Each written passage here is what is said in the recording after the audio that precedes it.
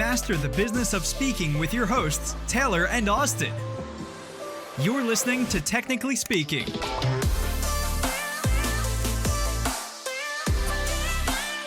Welcome to another episode of Technically Speaking. We're your hosts, Taylor and Austin, and today we are talking about focus.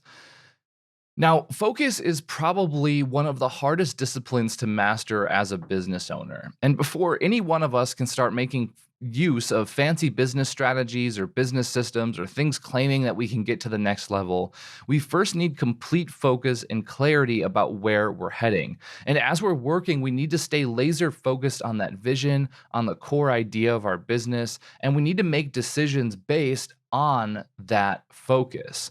For so many of us, we lose sight of that focus, and that's our kryptonite. And that's why we hear people constantly saying we're spinning our wheels.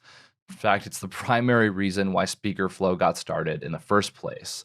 So the master of focus and using it to grow your business is Mark LeBlanc. Now, Mark is a CSP and runs a speaking business out of Minneapolis, and he has done presentations worldwide talking about how you can use extreme focus to grow your business. Now, what's crazy is Mark has also logged over 20,000 coaching hours in his Achievers Circle. And he's the author of 6 books, including his first book, Grow Your Business. As a result of his work, people share that they're more focused daily, create undeniable momentum in their business, and are feeling more called and compelled to do what they do best. On a personal note, when not speaking or coaching, Mark often goes on a short 500-mile walk across Spain, and his next one is slated for 2023. So as always, we hope you enjoy this episode. Stick around till the end for some awesome resources, and let's dive in. Mark, wow, it is a pleasure to have you on the show today. Welcome. Thank you. Thank you, Taylor. Yeah, no problem. It's just been, I feel like a long time in the making. I've known you for a little while now, and kind of a legend in the space.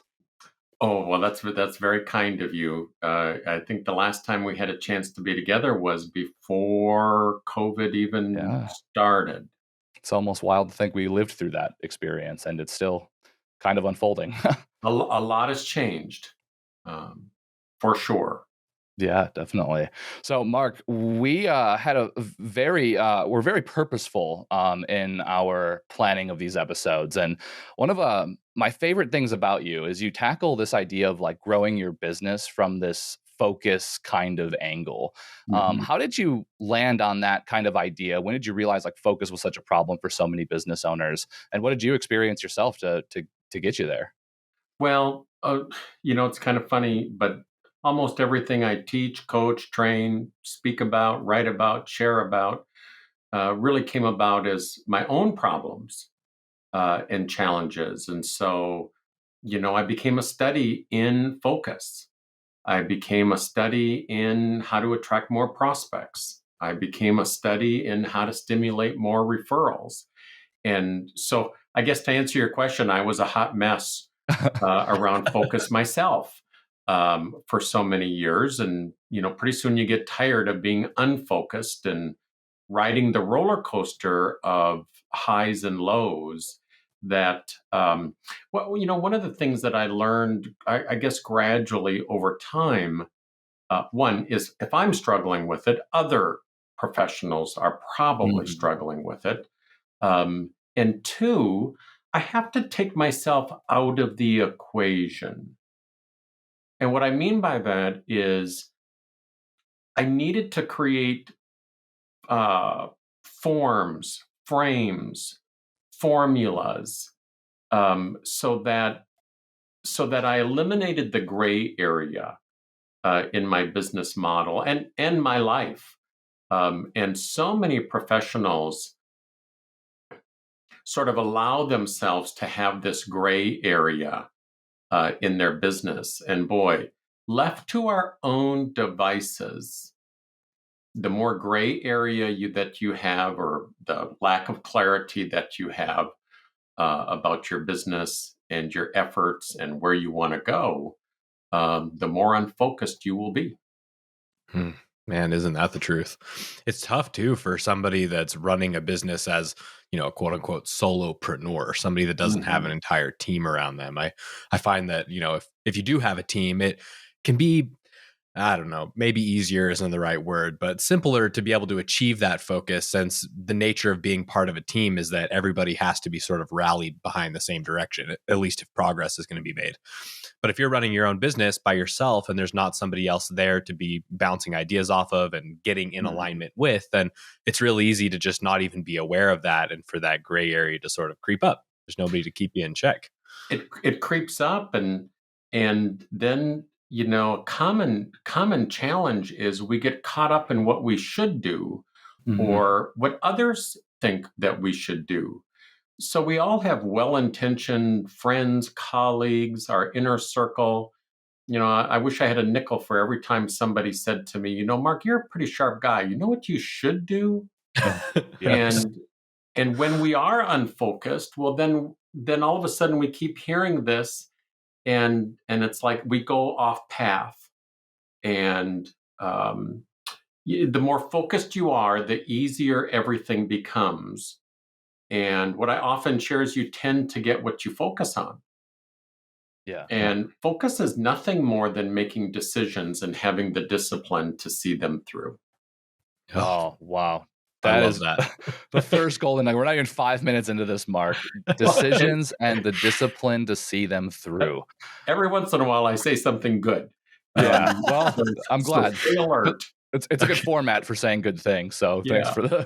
for the nugget there. I'm yeah. We're gonna really talk about discipline on in a bit. I'm sure. I'm so glad you dropped that. We what we're finding is that, and I actually have a question for you on the topic of focus, because what we find with our coaching clients is that people can feel like they have focus. Like, I'll give you an example from my life. Even, like, what's that phrase that you can't read the label if you're inside the bottle? It's Mm. almost hard to identify when you're not focused, because like, I think a lot of speakers, coaches, consultants, solo business owners, like, they're creatives, they're visionaries. We get excited about the things that we're working on, and that excitement can, at least for me, create this like false illusion that I am focused Mhm. on the right direction. Like, how did you identify within yourself that you didn't have focus, and do you ever have to like check yourself on the focus that you have, and how do you become aware that you might not be working on the right things? Well, think about focus as a degree of focus. Okay. And so, if you had met me mm, 20 years ago, or 15 years ago, or 10 years ago, or maybe you heard about me 10 or 15 or 20 years ago, you might have heard something like, "Oh, yeah, he's a little bit, Mark is a little bit unique. He's kind of an interesting guy. Seems pretty sharp, but man, is he focused." But I think that 20 years ago, I might have been 68% focused. Oh. And 15 years ago, maybe 80% focused.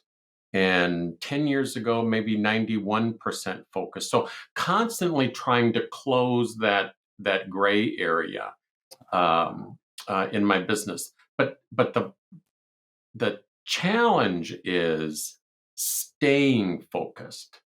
It's easy to make some decisions. In fact, I was looking at something today. We've got some proprietary tools, that we use and help it to keep us on track from a numbers perspective or a focus perspective. And I was reviewing some things, and I thought, man, a year ago, I said I wanted to do more of this. But the last 12-month rolling period, I'm like, well, I really didn't achieve that. Now, I've had a great 12-month rolling period. By the way, I always look at a 12-month rolling period, never year to date. Nice. So one thing I would suggest to people is throw away the concept of the calendar year and year to date efforts. In fact, what you'll see now and hear now as we approach the holidays is people will say, well, I've had a good year or not. I've had a great year or I've had a terrible year. wasn't the way that I wanted it to go. And so I'm going to take the rest of this year to kind of get ready for 2022. Well, that's just stupid. Yep. and and the reason I say that, I guess I could soften it by saying it's silly or it's short-sighted. But even when we think about focus, I want people to think about 3 train tracks in their business. One track is a booking track. Next to that is a delivery track. And the third track is your money track. Well, it's true that for some of us professionals, maybe the delivery track might slow down a little bit over the holidays. I get that. But the business development track never slows down. Unless you run a Dairy Queen that closes for 6 months, or you have a seasonal business, you need to be in gear with your business development track. So I get excited about November and December, and my delivery track is pretty full. But we're just entering crunch time with new prospects, with renewals of existing agreements. So part of focus is keeping your eye on the business development track, even if your delivery track slows down. And it reminds me, I was very young in high school when one of my first mentors did own a Dairy Queen. And he owned one of the most successful Dairy Queens in the entire system for the category of location he was in. And I learned from him, he said to me, Mark, I'm open from March 15th through October 15th, or whatever that period was. And he said something to me I never forgot. He said, but I market myself all year round. And I said, what do you mean? And I said, I have my billboards up 12 months a year. I have my radio spots playing 12 months a year. I said, well, why would you not want to save that money for 4 months? And he said, because when I open on March 15th, I have a line down the block, even in a blizzard. Yep. They want their blizzard in a blizzard. But I never forgot. And I think that was the seed of making sure that you are in gear constantly, even if it's slower. You either move like a hare, at the speed of a hare, the speed of a turtle, or the speed of a snail, but you never stop that track of business development. And so that's really mindset shift number 1 in terms of focus. But most professionals, when you ask them how they are, they will go right to their delivery track. Yep. Oh, it's really busy. I'm full. I'm not full. I've got nothing on the calendar over the holidays. I might as well work on my business than in my. I understand the concept, but I'm working on my business and I'm working in my business every 30 freaking days. Yeah. So. Wow. That totally resonates with me. Yeah. And so I kind of want to dig into one of these things that you're talking about here with this idea of, for sure, staying in gear 12 months out of the year and looking at a 12-month rolling period. Mm-hmm. I think that there's some benefit, and maybe I'm looking at this incorrectly, so maybe you can correct me if so, but there's some benefit to taking some time at the end of the year to unpack what's happened. And like, it might just be arbitrary, like it doesn't really matter when we do it, but a cyclical way for us to circle back and look at the business and intentionally see what was accomplished, what was missed, what we're planning for in the future. So how does like goal and objective planning fit into your model of focus? Like, when does that happen, and how do we adjust when things change? But more importantly, how do we commit to a time period of focusing on something so that we can actually do our best to see it through? Sure. Austin, the first thing I want to say is you're never wrong. Okay. That makes me feel good. So I don't want to make you wrong or feel bad, or, people have to find their own way. They've got to develop their philosophy, and they have to find their approach. And I believe that the secret to our success is in the phrase every 30 days. And also to be looking at course corrections in real time every 30 days. So if you stop and think about this, if we throw away the concept of the calendar year, we are essentially then setting aside this idea of the annual goal. Okay? Not that you shouldn't have an annual goal, but I would rather refer to it as a 12-month rolling period goal. And so if you create a model or a model of a perfect month, and you create a path and a plan to be at or near that model month every 30 days, you're much more likely to achieve whatever you wanted for an annual goal. Now, typically, and this is a very simple concept to hear and take in, but it's a very challenging one to put into practice. We all feel better on January 1st. We all tend to feel better, often around Labor Day. Those are the two most natural moments of renewal in the course of a year. We sort of reset, we recommit to what we want, the summer's over, or the previous year is over, and so it did or did not go the way that I wanted it to go, but by God, we come to January 1st and we're grateful the holidays are over and our family is gone, and we know how long New Year's resolutions tend to last. So my question for listeners is, imagine if you could feel good, that same sense of spirit and renewal that you feel on January 1st, that you feel it on the 1st of every month.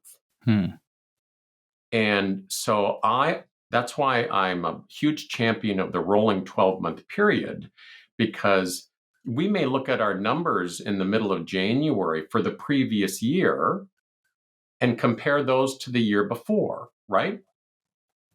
Well, every 30 days, my assistant Kylie and I look at our 12-month rolling numbers and a comparative period from the same 12-month rolling period the year before. So every 30 days, we're evaluating the 24 months of numbers.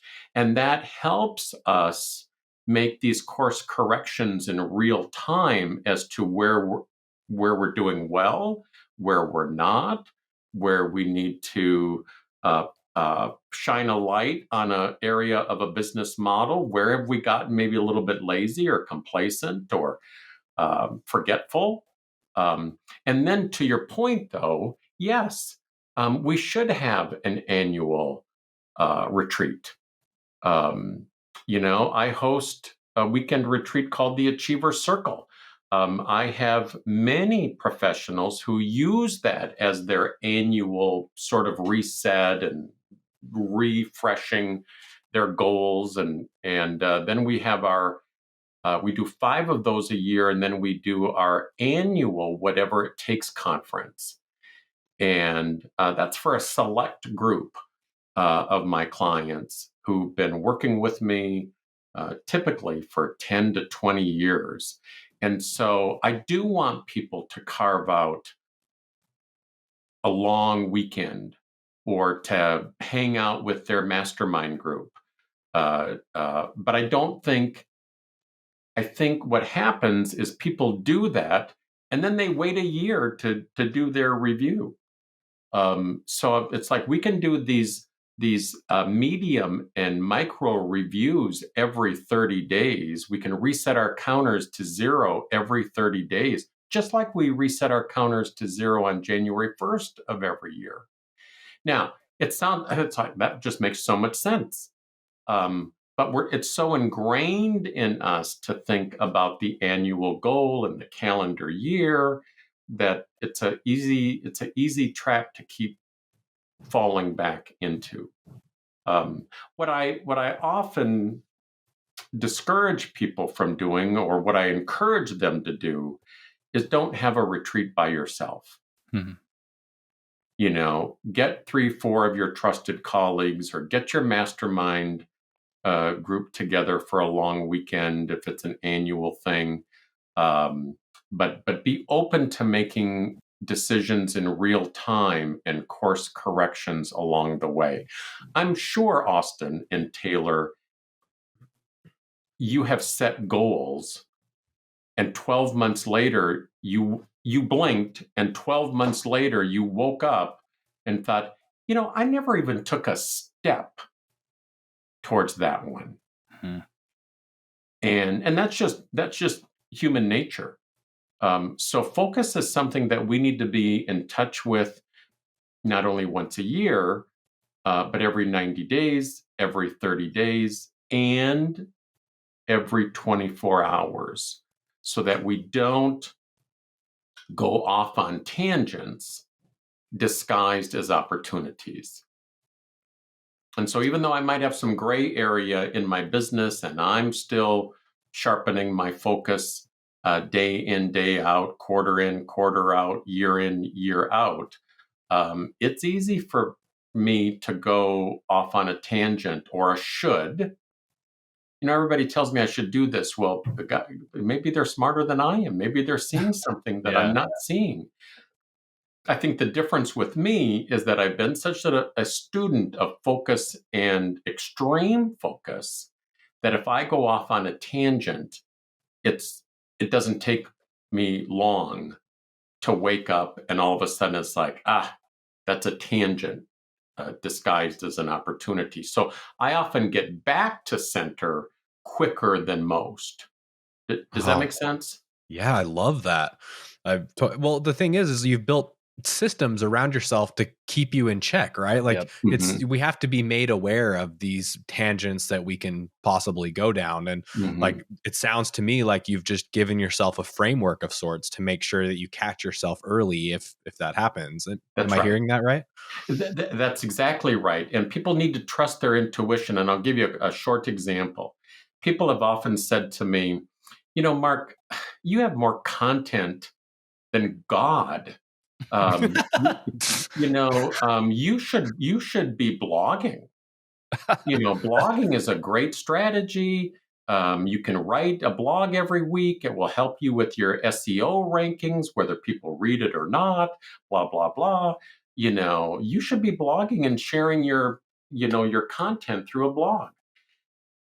I don't want to blog. That, for me, that's a should. Now, if people want to blog, they should blog. If people want to tweet, they should tweet. But they should not tweet if they feel like they should tweet. You see the difference? Yeah. Next week I'm getting ready for my annual tweet. And people can hardly wait for it because it only happens once a year. Yeah. Okay.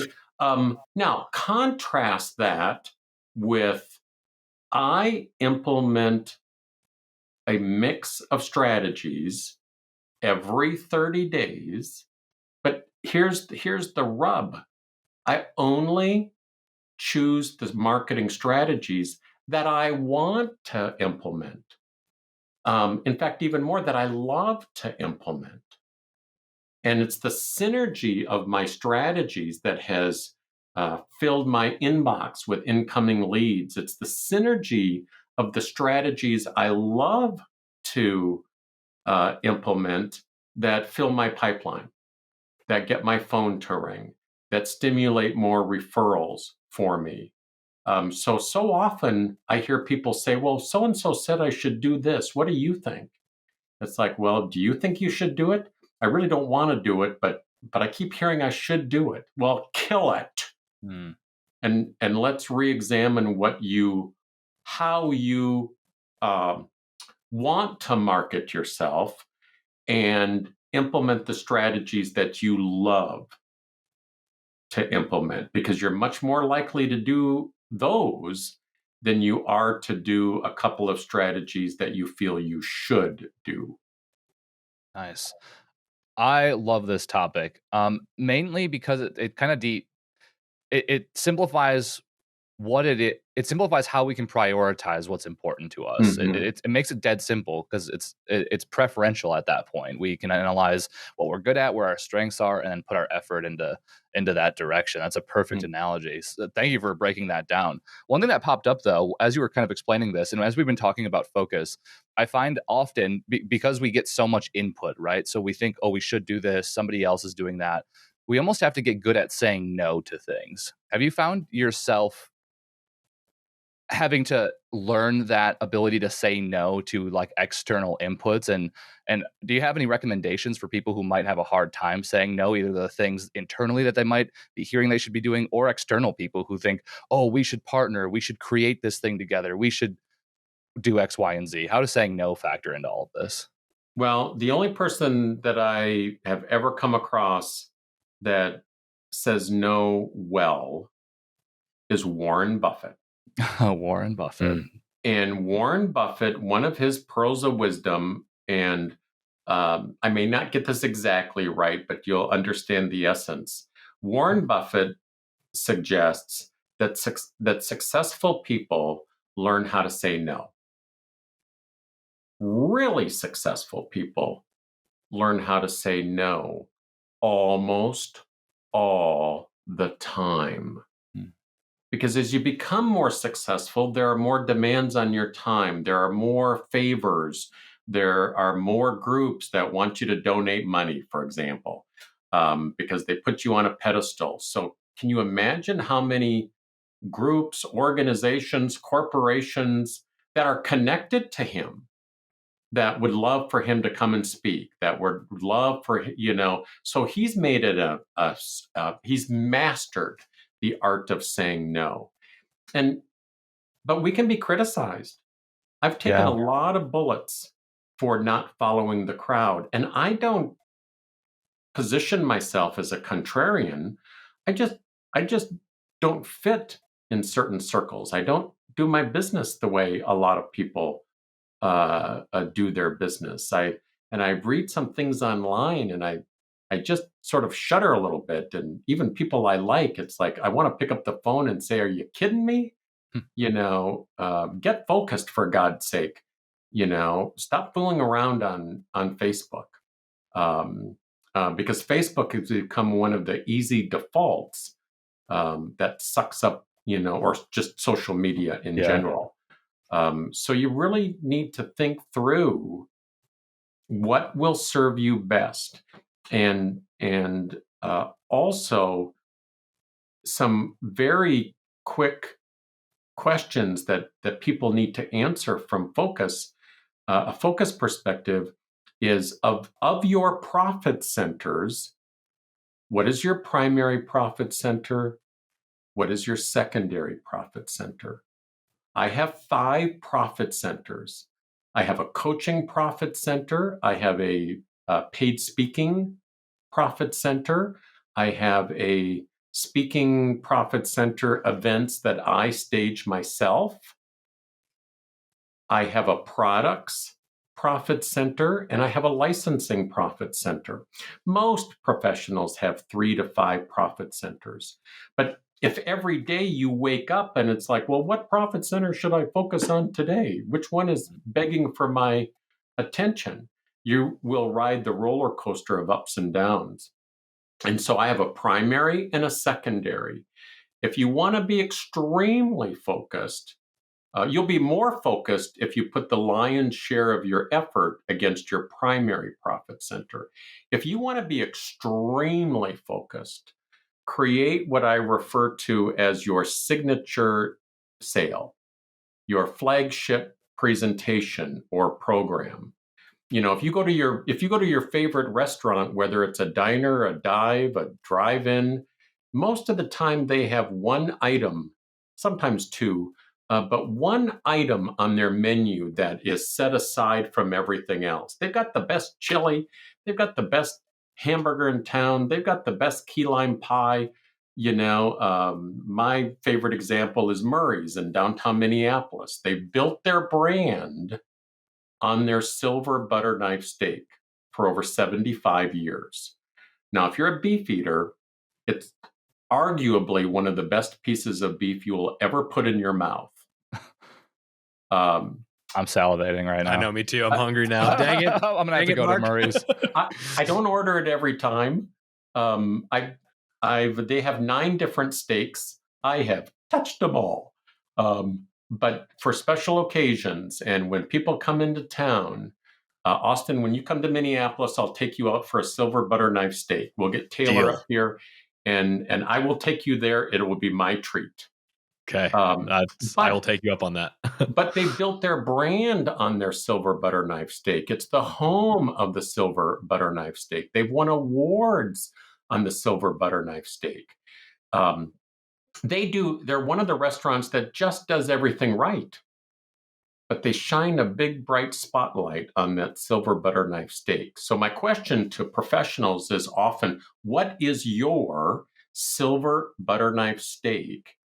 And imagine if you just stopped and took the next 90 days and put 80% of your marketing muscle and might and messaging around the one thing you specifically want to sell more of. It is my contention that if you focus on a primary profit center and identifying a signature sale or flagship offering, you'll sell more of everything else you want by focusing on one. Oh, man. This is the key takeaway for this episode. Everybody listening, if you don't feel like you have a main offer right now, a main profit center that you can go and market and focus on in the next 90 days, solve that problem and you will have the most productive 90 days of your life if you put your effort in there. In fact, we were just talking about, I think the last episode we recorded, last week's episode, Sally Z came on and talked about why it's important to have a signature talk if you're going to wrap your business model around speaking. So you can have laser focus on that main offering and then segue that into further engagements if you want. This is the pathway, you guys. Mark, thank you so much for coming on and sharing all these wonderful insights. As you know, we're all about creating value for our audience. If someone wants to learn more about your achiever circles or what you're up to in the world, where do they go to learn more? Well, incidentally, my signature dish is our business development retreat called the Achiever Circle. I created it 21 years ago. And this coming weekend, I will do weekend number 157. Wow. It is the most fun and the most intense work that I do for up to 12 independent or practice professionals. But the best place to reach me is really my site, growingyourbusiness.com. In fact, currently you can view a 45-minute a speech titled How to Have Your Best Year Ever. So Austin, if you're going to take a little time here before the end of the year, make a note to watch that 45-minute speech, and it will bring a little bit about focus. I talk about the synergy of marketing strategies and would be a great, what I call high value activity here as you come into the holidays. Wonderful. Love that. Thank you so much for sharing all those resources, Mark. We'll make sure the links are in the show notes as always. And hey, if you like this episode, don't forget to rate it, like it, subscribe to it. If you want more awesome resources like this, go to speakerflow.com/resources. Thank you so much for chiming in. I just wanted to take a second to thank our sponsor, Auxbus.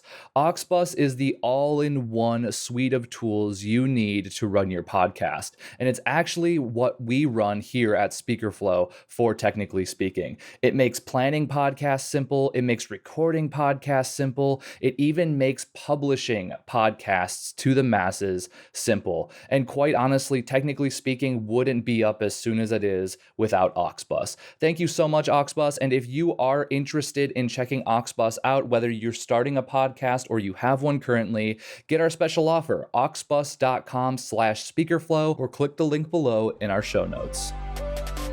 Thanks for tuning in today. Check the show notes for more info and see you next time. Later.